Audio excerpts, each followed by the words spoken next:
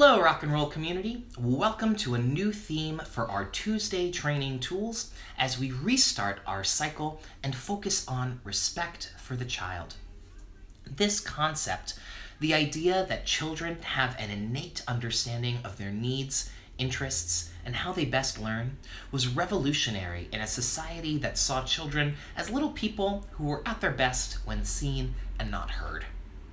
Dr. Montessori's revolution was in creating a learning environment where children were free to exist in a space made just for them, where they could decide how to fill their time. But in traditional music education, there's a strange contradiction with Dr. Montessori's philosophy. As the old riddle goes, how do you get to Carnegie Hall? Practice, practice, practice. It's true that playing an instrument requires a daily, disciplined practice routine at every experience level.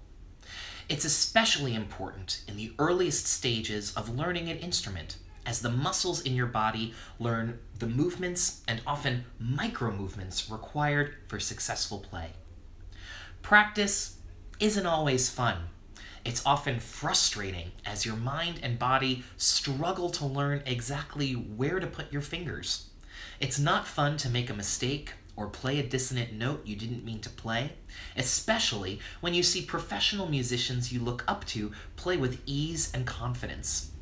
I remember that when I was a child, I used to hate practicing piano so much that I would hide in the laundry hamper to avoid doing it, a coping strategy that I definitely do not recommend. So what do you do? How do you strike the balance between the discipline required for serious music study with the open, child-led learning philosophy core to Dr. Montessori's method? How do you make kids practice?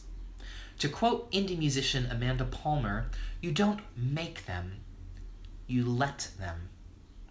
By curating an environment rich with music materials and instruments, you surround children with opportunities to explore, investigate, and play with sound. By encouraging peer-to-peer and adult-child collaboration, you correlate positive interpersonal interactions with music making. By structuring group music time into your routine, you give children a constant creative stimulus to recall, recreate, and explore music for themselves. The first step to a successful practice routine is to fall in love with music.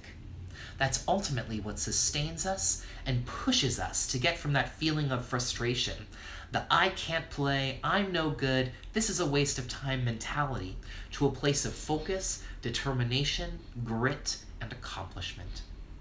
That feeling, that love of music and music making as a social tool and emotional outlet is ultimately the most important lesson that we teach at Rock and Roll. In our music-rich environments, children can learn that music is a place where they belong, where they feel heard and valued, and where they can find acceptance. If I was a child, I'd want to practice feeling that way every day.